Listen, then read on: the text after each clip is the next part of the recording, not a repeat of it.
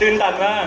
ขอบคุณมากนะขอบคุณทุกคนที่มาร่วมงานวันนี้นะฮะยินดีต้อนรับเข้าสู่งานเปิดตัวอย่างเป็นทางการของหนังสือจิตวิทยาเล่มแรกของผมไปใช้ชีวิตซะโดยสำนักพิมพ์อมรินทร์ขอเสียงปรบมือให้กับงานวันนี้สวัสดีพี่ๆสื่อมวลชนทุกคนสวัสดีแฟนๆนักอ่านนะครับผมมีเรื่องราวเรื่องหนึ่งที่จะมาเล่าให้คุณฟังแล้ววันนี้ผมบอกเลยว่าผมไม่ได้มาคนเดียวด้วย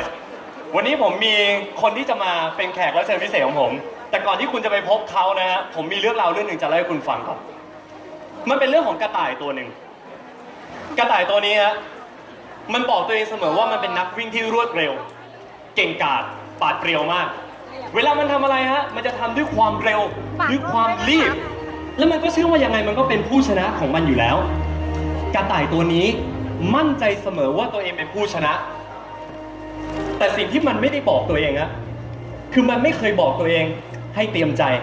รับความพ่ายแพ้อีกฉากหนึ่งมีเต่าตัวหนึ่งนะเต่าตัวนี้บอกตัวเองตลอดเวลาว่าฉันต้องไปได้ไกลกว่านี้ไปเร็วมากขึ้นไปได้ไกลมากขึ้นฉันต้องไปถึงเส้นชัยให้ได้ไม่ว่าจะเกิดอะไรขึ้นฉันต้องไปถึงเส้นชัยให้ได้และมีเด็กคนหนึ่งลืมตาดูโลกมาแค่เดือนเดียวฮะเขาก็ป่วยเป็นโรคภูมิแพ้ขั้นรุนแรงเด็กคนนี้ป่วยเป็นภูมิแพ้ขั้นรุนแรงจนถึงขั้นที่หอบเข้า ICU ตั้งแต่1 เดือนแรกแล้วพอเริ่มเดือนที่2ฮะเขาเริ่มหอบมากขึ้นหอบจนชักจนเกือบจะกัดนิ้วตัวเองขาดหมอลงความเห็นว่าเด็กคนนี้ต้องได้รับการกินยากันชักติดต่อกัน2 ปีฮะซึ่งขณะที่เขาบอกเรื่องนี้กับแม่ของเด็กคนนี้เขาได้บอกข่าวดีกับแม่ของเด็กคนนี้ด้วยว่าคุณแม่ครับถ้าลูกคุณแม่กินยากันชักเนี่ยเขาจะไม่ตายเพราะชักนะครับแม่ก็บอกขอบคุณมากค่ะแต่เขาจะเป็นโรคสมาธิสั้นแทนครับนั่นคือสิ่งที่หมอคนนี้บอกกับคุณแม่ตัดสินใจให้เด็กคนนี้กินยากันชักทุกวัน2 ทุ่มแม่ต้องกลับมาเพื่อป้อนยาให้เด็กคนนี้แล้วผลก็เริ่มออกครับเมื่อเขาเข้าเรียนในโรงเรียนปั๊บเขากลายเป็นเด็กที่พูดจากับใครก็ไม่รู้เรื่องเขากลายเป็นคนที่มีบุคลิกแตกต่างมากและเขาเป็นคนที่ฟังในห้องถ้าพูด100เขาฟังได้แค่50เพื่อนด่าเขาว่าโง่อาจารย์เริ่มสงสัยว่าเขาคิดเลขเป็นหรือเปล่าเขากลับไปบ้านหาแม่ครับทำไมผมไม่สามารถจะฟังทุกอย่างได้เหมือนคนทั่วไปทำไมผมบวกเลขไม่ได้ทำไมผมสอบได้คะแนนไม่ดีแม่บอกว่าลูกคิดว่าลูกเป็นไรล่ะเด็กคนนั้นบอกผมคิดว่าผมน่าจะโง่แหละครับแม่บอกไม่ใช่ลูกไม่ได้โง่ลูกพิเศษลูกเกิดมาพิเศษต่างหากถึงเป็นแบบนี้และแม่มีวิธีเรียนแบบพิเศษจะบอกลูกทำไงครับแม่จากนี้ดูมากขึ้นฟังมากขึ้นรู้สึกมากขึ้นแล้วชีวิตลูกจะมหัศจรรย์กว่าเดิมหลังจากวันนั้นไปเด็กคนนั้นเข้าไปในห้องเรียนครับเขาดูมากขึ้นจริงๆคุณต้องเข้าใจคำว่าดูของเขาเวลาอาจารย์สอนในห้องเขาดูแบบนี้มึงอย่าหายไปนะ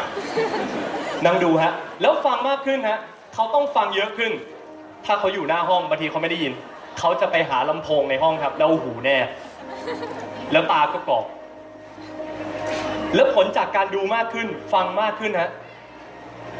ในที่สุดจากเด็กที่ทั้งห้องบอกว่าโง่เขากลายมาเป็นเด็กที่สอบได้ 4.00 ทุกเทอมสอบเข้า30วิทยาลัยได้เขามีผลงานออกมามากมายตอนเรียนอยู่มัธยมเขาประสบความสำเร็จนะแต่มันก็ยังเป็นปัญหาอยู่ดีโรคสมาธิสั้นทำให้เขาไม่สามารถเข้ากับคนได้เพราะเวลาเขาพูดเขาจะเห็นภาพบางอย่างแต่คนที่อยู่กับเขาจะไม่เห็นภาพแบบเขาเลยติดปัญหาเรื่องการสื่อสารคบใครก็โดนทิ้งในชีวิตเขาโดนทิ้งมาเป็น10 รอบนะโดนทิ้งจนเขาเข้าใจคำว่าอกหักมากกว่าหลายคนที่อยู่ในห้องนี้หลายคนอกหักครั้งเดียวเหมือนไส้ติ่งจะแตกครับคนนี้อกหักไม่รู้กี่ครั้งทั้งอกหักจากคนรักอกหักจากเพื่อนอกหักจากพี่น้องฮะและในที่สุดตอนเขาอายุ29เขาผิดหวังในความรักความสัมพันธ์ครั้งใหญ่เด็กคนนั้นตัดสินใจฆ่าตัวตายเขากำยานอนหลับ1 กำไว้ในมือฮะและตัดสินใจจะจบชีวิตตัวเองตอน29ซะแต่ขณะที่เขาจะจบชีวิตตัวเองอยู่นั่นนะฮะมีเสียงหนึ่งบอกเขาว่าเฮ้ยมึงต้องไปต่อนะเ เขาไม่รู้ว่าเสียงนั้นมาจากไหนหรอกแต่เพราะเสียงนั้นนั่นเองอะทำให้เขาตัดสินใจที่จะอ่านหนังสือมากขึ้นพัฒนาชีวิตตัวเองมากขึ้นตัดสินใจไปเรียนรู้มากขึ้นและในที่สุดเขาได้รู้จักกับวิชาหนึ่งนะชื่อว่า NLP จิตวิทยาการสื่อประสาทนะตอนแรกเขาก็เรียนขำๆไปมาเสือกติดใจครับไปบินไปเรียนถึงประเทศสเปนฮะเรียนกับสถาบัน NLP Academy ของจอห์นกวินเดอร์ผู้เป็นผู้ค้นพบ NLP และจากเด็กที่เกือบฆ่าตัวตายในวันนั้นสิ่งที่เขาบอกตัวเองคือกูตายไม่ได้กูต้องไปต่อเพราะชีวิตกูไปได้มากกว่านี้ไปใช้ชีวิตซะแล้ววันนี้เด็กที่มีสมาธิสั้นคนนั้นเด็กที่ไม่มีคนคบวันนั้นเด็กที่เสียใจแล้วผิดหวังกับความรักความสัมพันธ์วันนั้นอยู่ตรงหน้าคุณในฐานะอาจารย์จิตวิทยาภาษาสื่อประสาทที่ได้รับการรับรองโดยตรงจากจอห์นกวินเดอร์ผู้เป็นผู้ค้นพบ NLP จาก NLP Academy ประเทศอังกฤษและผมดีใจที่ผมเอาวุธนี้กลับมาประเทศไทยได้ครับผมขอบคุณครับชีวิตผมมีอุทาหรณ์หลายอย่างที่จะมอบให้คุณอย่างแรกเลยผมขอถามคุณก่อนนะช่วงเวลาไหนของชีวิตที่คุณรู้สึกว่าชีวิตมันแฮปปี้สุดๆครับผมนับ3 2 1แล้วคุณตอบพร้อมกันเลยนะโดยไม่ต้องฟังใครช่วงชีวิตไหนของคุณอายุเท่าไหร่ที่คุณรู้สึกว่าชีวิตมันแฮปปี้อิสระทำทุกอย่างได้3 2 1ตอบฮะตอนอยู่กับแฟนดีมากครับดีมากตอนเด็กๆประมาณกี่ขวบครับชูนิ้วหน่อย5 6 ขวบ3 ขวบ2 ขวบดีมากครับตอนนี้เลยดีมากช่วงที่มนุษย์สามารถมีความสุขกับชีวิตได้มากที่สุดคือช่วง 1-7 ขวบมันเป็นช่วงที่เราเป็นมนุษย์จริงๆเราเป็นมนุษย์จริงๆคืออะไรเราสนุกกับทุกอย่างได้หัวเราะกระโดดโลดเต้นกับทุกอย่างได้เราเหมือนเทเลเทบี้เมายาคูเราสนุกทุกอย่างได้เจอดอกไม้ก็สนุกจังเลยเจอหมาเยี่ยวก็ตลกจังเลย